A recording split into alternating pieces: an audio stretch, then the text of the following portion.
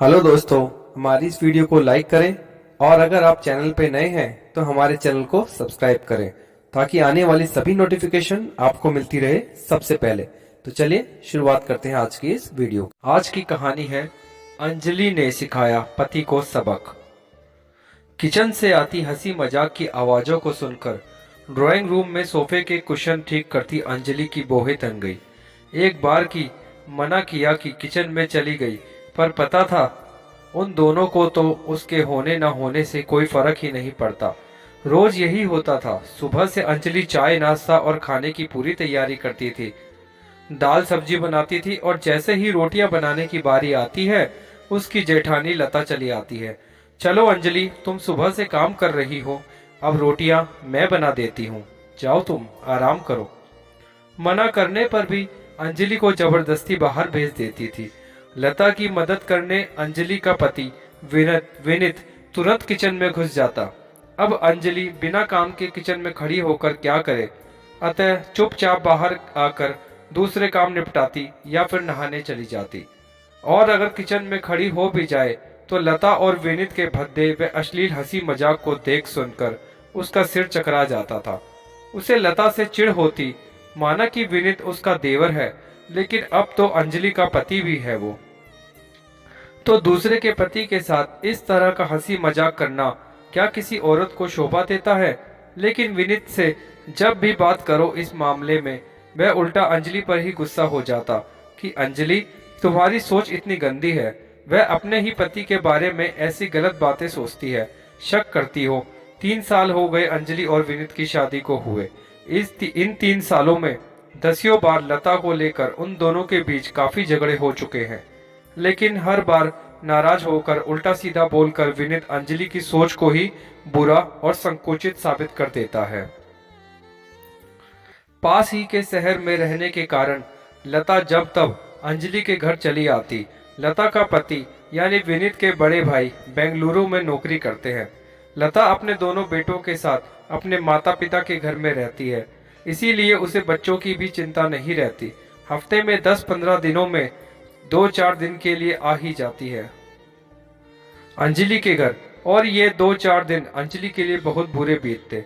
लता के जाने के बाद अंजलि अपने आप को थोड़ा संयत करती, मन को संभालती, विनित और अपने रिश्ते को लेकर सामान्य हो जाती।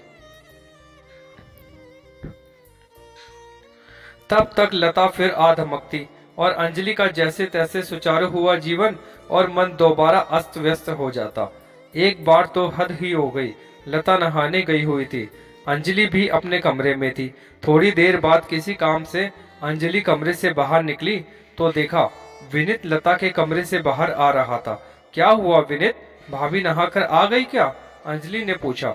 नहीं नहीं, अभी नहीं आई है। तो तुम उनके कमरे में क्या कर रहे थे? अंजलि ने सीधे विनित के चेहरे पर नजर गड़ाकर जोर से पूछा। वो तो तौलिया ले जाना भूल गई थी, वही देने गया था, विनित ने लड़खड़ाते हुए जवाब दिया। अगर उन्हें तौलिया चाहिए था तो मुझे बता देती, तुम क्यों गए थे देने? अंजलि को बहुत गुस्सा आया। तुम फिर शुरू हो गई। मैं उन्हें तौलिया देने गया था, उनके साथ नहा नहीं रहा था जो तुम इतना भड़क रही हो। उफ, शक का भी कोई इलाज नहीं होता। क्या संकुचित विचारों वाली बीबी गले पड़ी है? अपनी सोच को थोड़ा मॉडर्न बनाओ, थोड़ा खुले दिमाग और खुले विचारों वाली बनने की कोशिश करो, विनित ने कहा और फिर दूसरे कमरे में चला गया। अंजलि की आंखों में आंसू छलक आए। दूसरे दिन सुबह विनित ने बताया कि लता भाभी वापस जा रही हैं। वह ऑफिस जाते हुए उन्हें बस में बैठा देगा। अंजलि ने चैन की सांस ली। 4 दिन से तो विनित लता के चक्कर में ऑफिस ही नहीं गया था। लता जा रही है तो अब 10-12 दिन तो कम से कम चैन से कटेंगे। यूं तो विनित अधिकतर समय फोन पर ही लता से बातें करता रहता है, लेकिन गनीमत है लता प्रत्यक्ष रूप से तो दोनों के बीच नहीं रहती। लता और विनित चले गए तो अंजलि ने चैन की सांस ली।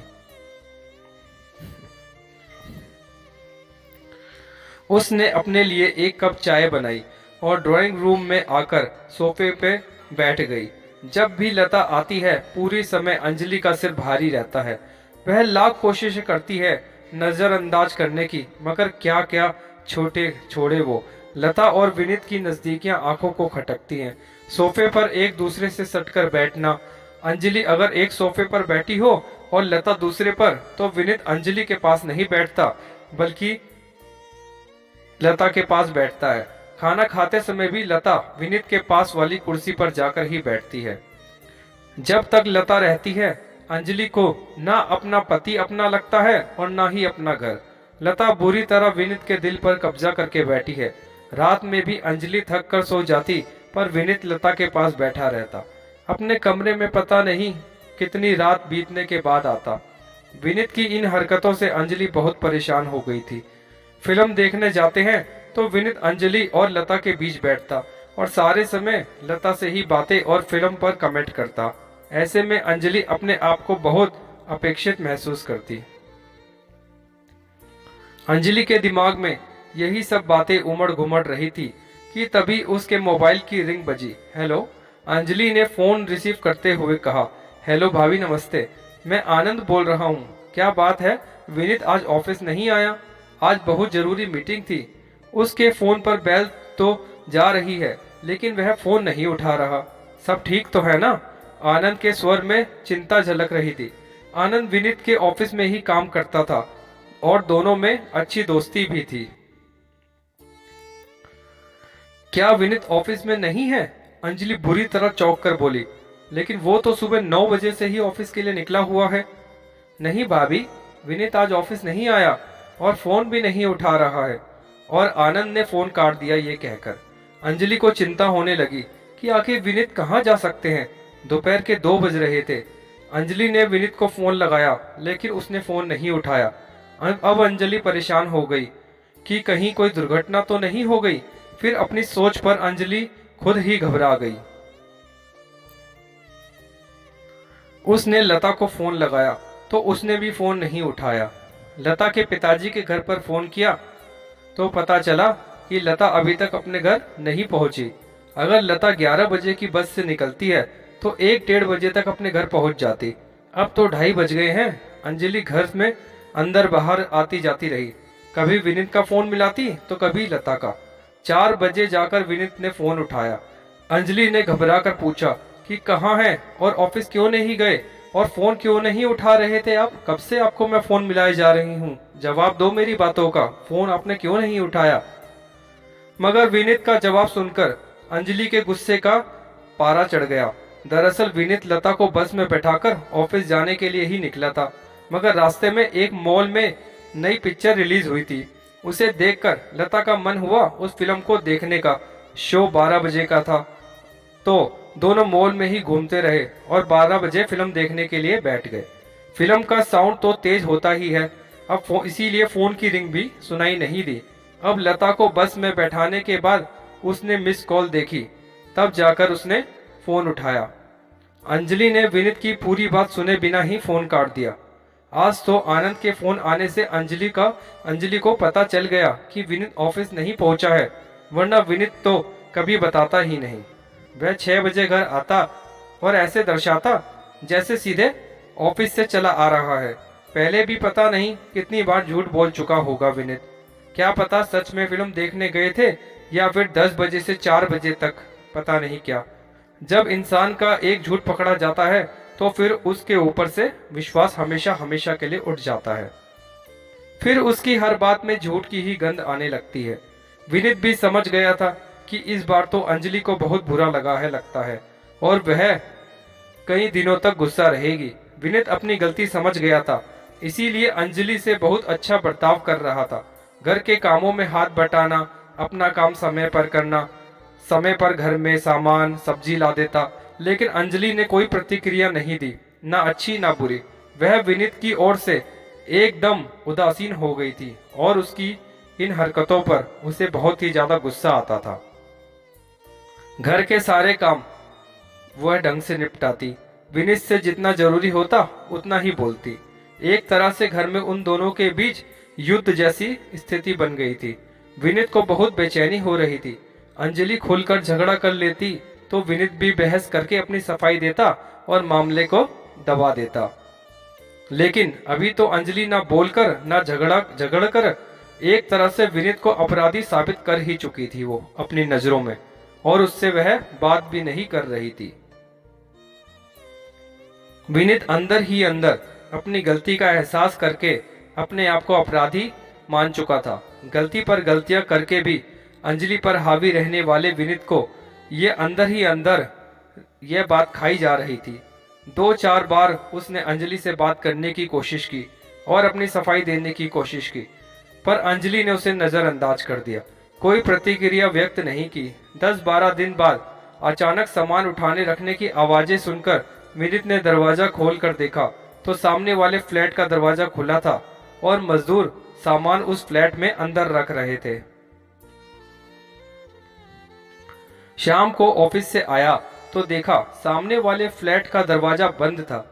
विनीत ने सोचा इनका सारा सामान रखा गया होगा। चाय पीते हुए उसने अंजलि से पूछा कि तो पता चला सामने कोई फैमिली नहीं बल्कि एक लड़का रहने आया है। उसे इसी शहर में नौकरी लगी है और सामने वाला फ्लैट किराए पर लिया है। विनीत को अफसोस हुआ, अगर परिवार होता तो ज्यादा अच्छा होता, अंजलि को कंपनी भी मिल जाती। लेकिन सामने लड़का आया है, उसके मन में अब शंकाएं आने लगी थी। दूसरे दिन सुबह अंजलि के बात करने की आवाज सुनकर विनीत बाहर आया तो पता चला कि वह लड़का आया हुआ था घर में। अंजलि ने उसके यहाँ अपनी बाई भेजने का आश्वासन दे दिया। थोड़ी देर बाद वह पीने का पानी भरने के लिए दोबारा आ गया। विनीत के ऑफिस जाने तक वह लड़का, जिसका नाम रोहित था, 4-5 बार किसी न किसी काम से अंजलि के पास आ गया। विनीत ने सरसरी निगाहों से उसे देखा। लंबा गोरा चिट्टा युवक था। शाम को विनीत ऑफिस से घर आया तो अंजलि ने चाय बनाई और रोहित को भी चाय पर बुला लिया अपने घर। रोहित घर पर आया, तीनों ने साथ में चाय पी और बातें की। विनीत को यह भला लड़का लगा। उसका परिवार पास के ही शहर में रहता था। घर में मम्मी पापा के अलावा एक दादी और एक छोटी बहन भाई थे। थोड़ी देर बातें करके रोहित चला गया।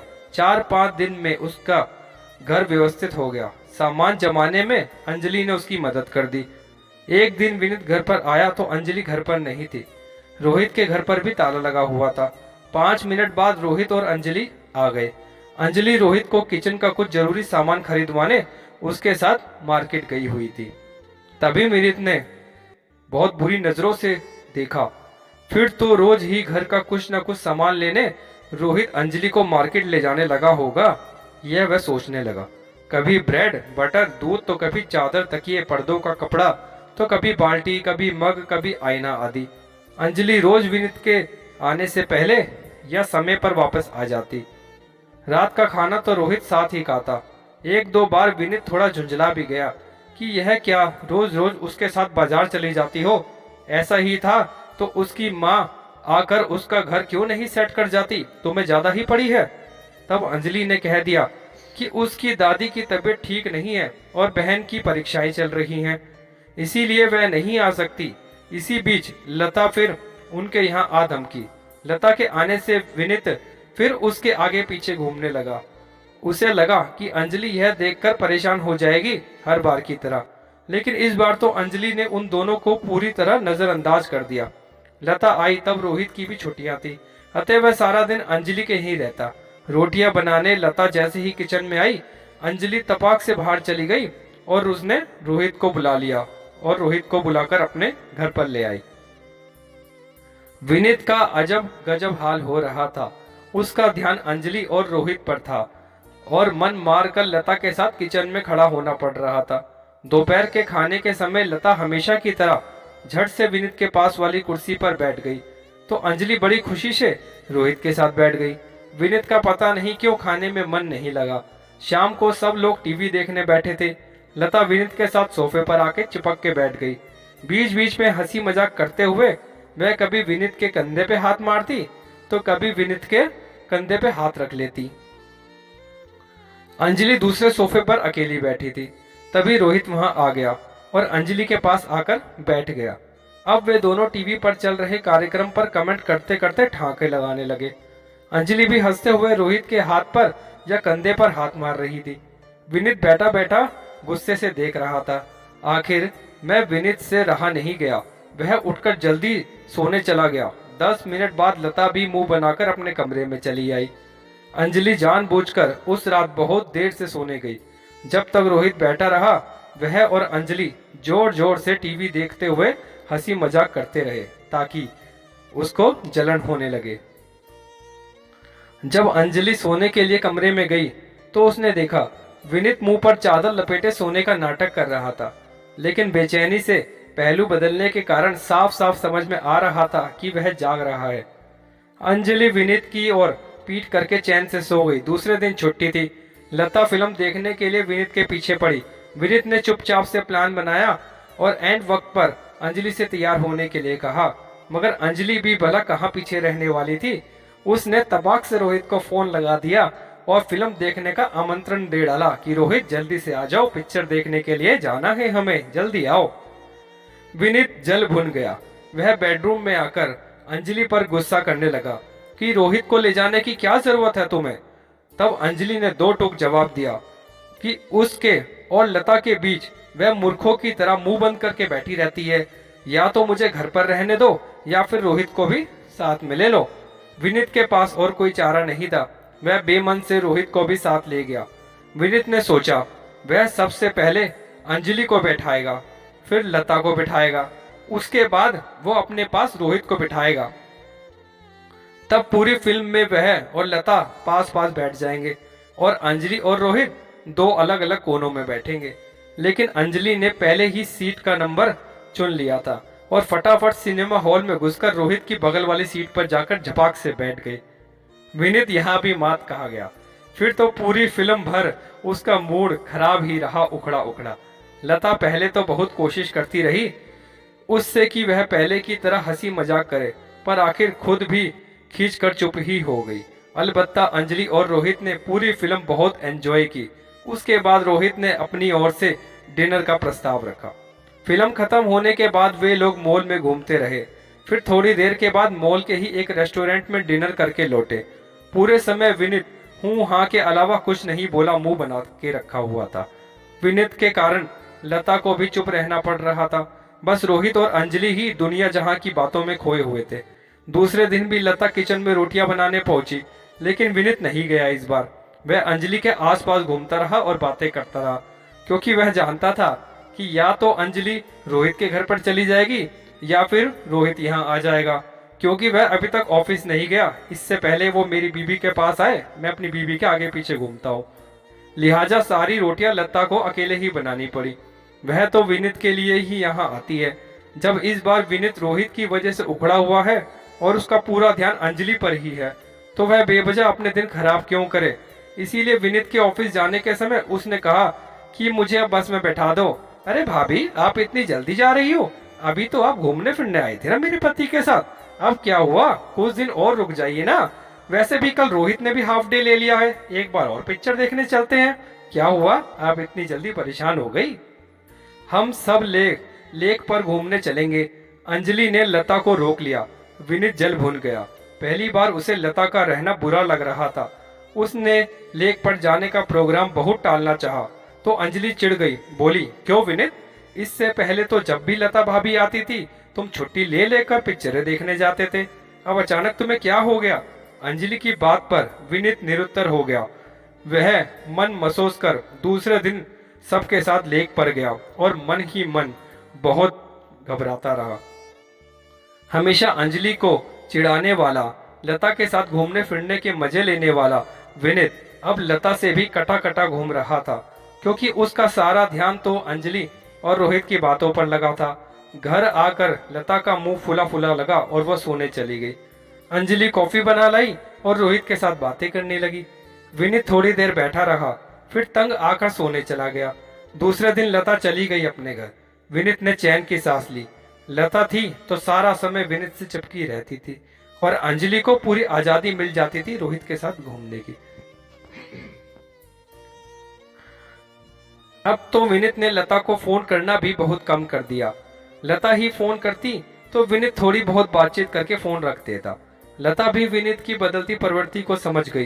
टीवी देखते समय वह यथासंभव अंजलि के पास सट के बैठता, एकदम चिपक के, या फिर उसका हाथ पकड़कर ही बैठता। जैसे अगर उसने हाथ नहीं पकड़ा तो वह भाग जाएगी रोहित के साथ। अंजलि को उसकी इन हरकतों से चिढ़ होती।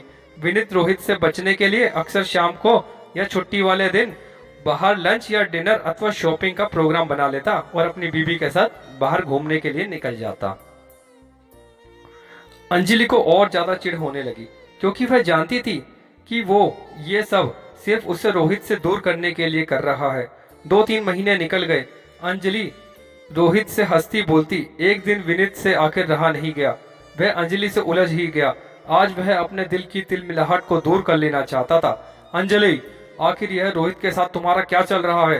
तुम्हें नहीं लगता कि तुम उसमें कुछ ज्यादा ही इंटरेस्ट ले रही हो?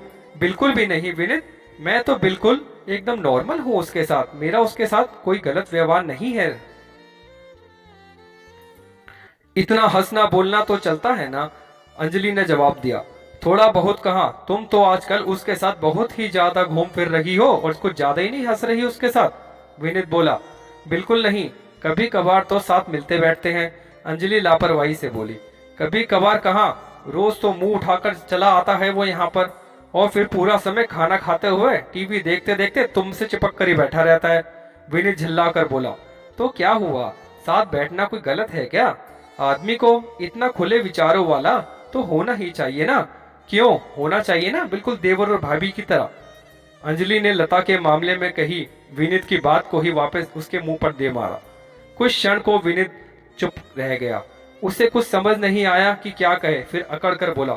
मेरा डायलॉग मुझे मत मारो, मेरी बात अलग है। क्यों, तुम्हारी बात क्यों अलग है? इसीलिए कि तुम पुरुष हो, कुछ भी कर सकते हो, और मैं औरत हूँ तो मुझे तुम्हारे कहने के हिसाब से ही चलना पड़ेगा। क्यों, क्या मुझ में अपना अच्छा बुरा समझने की अकल नहीं है? बताओ मुझे, क्या तुम सब कुछ कर सकते हो और मैं कुछ भी नहीं कर सकती? अंजलि तुनक कर बोली। मैं वादा करता हूँ अंजलि, मैं अपनी फ्लर्टिंग की आदत छोड़ दूंगा। बस तुम रोहित से दूर हो जाओ। विनीत का मुंह हारे हुए जुआरी जैसा हो गया था। अगर मैंने रोहित से दूरी बना भी ली तो आप वापस अपने पुराने ढंग पे आ जाओगे, क्योंकि आप दिल से नहीं बदल रहे, सिर्फ मेरे और रोहित के बीच नजदीकियों के डर से बदल रहे हो। जिस दिन यह डर खत्म हो जाएगा आप फिर अपनी बदतमीजियों पर आ जाओगे। यह अकेले बाहर घुमाने ले जाना, लता भाभी को और मुझे अवॉइड करना, आसपास आपके मंडराती रहती थी, ये बस मेरे प्रति सच्चे प्यार की वजह से नहीं है। आप तो अपनी दोबारा उसी आदतों पे आ ही जाओगे, मुझे पता है। बल्कि यह मुझे और रोहित को लेकर तुम्हारे मन में पनप रही असुरक्षा की भावना की प्रतिक्रिया मात्र है। विनीत, आज तुम 3 महीने में ही डर कर इतना परेशान हो गए, लेकिन कभी मेरे दर्द का जरा एहसास नहीं किया तुमने, जिसे मैं पिछले 2 सालों से सहलती आ रही हूँ। मुझे माफ कर दो अंजलि, मैं सचमुच गलत था। मैं अपने डर और ईर्ष्या के कारण ही तुम पर दबाव बनाना चाह रहा था कि तुम रोहित से बातें करना बंद कर दो।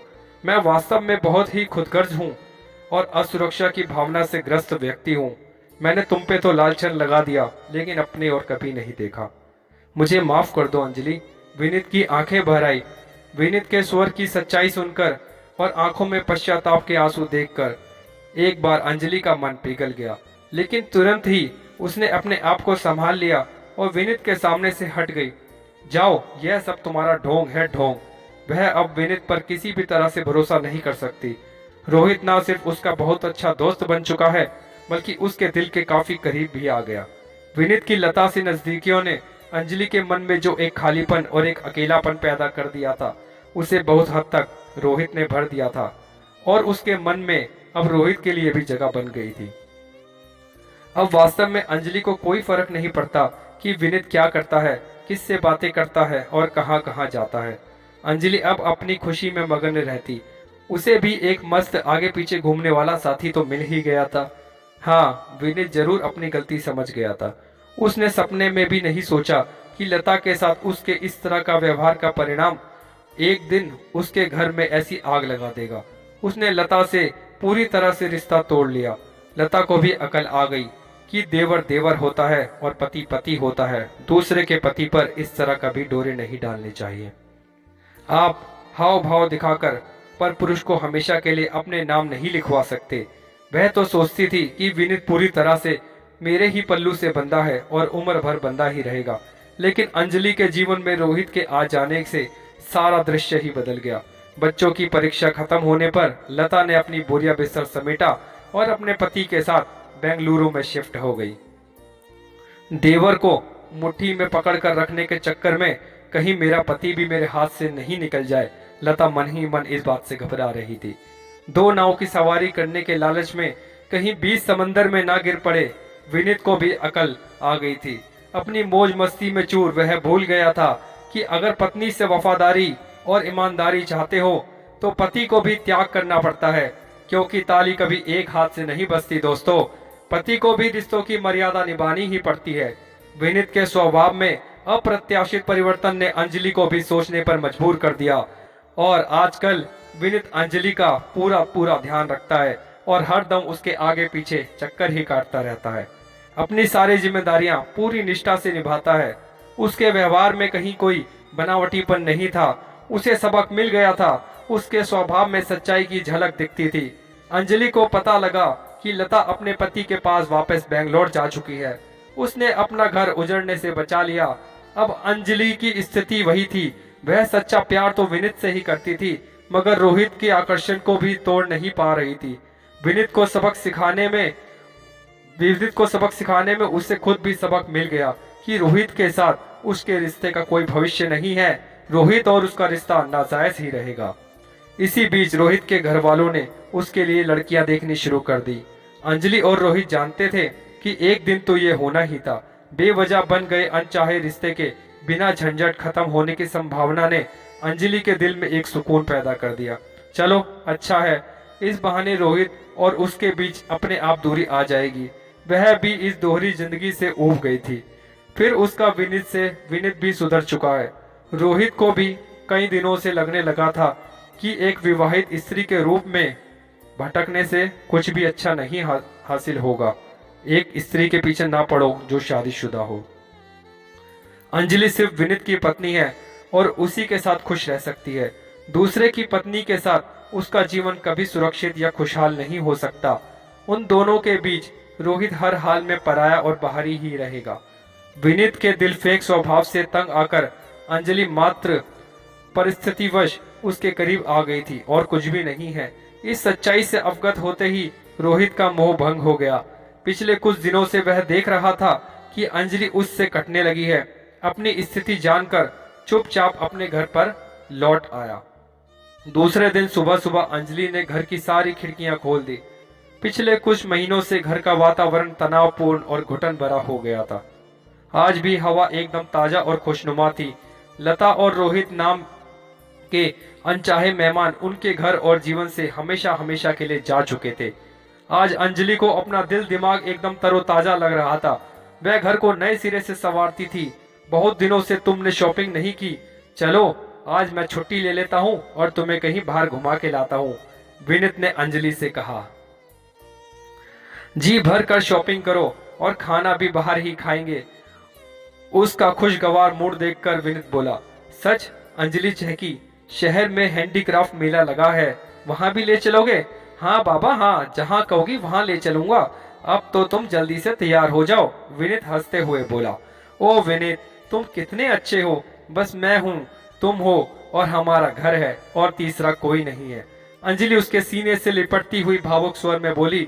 विनीत ने उसे कसकर अपनी बाहों में लिया और वो दोनों रोते रहे और रोते रोते एक दूसरे से बोले, आई लव यू जानू, आई लव यू। हमारे बीच कोई नहीं आ सकता, कोई नहीं आ सकता, कोई नहीं आ सकता।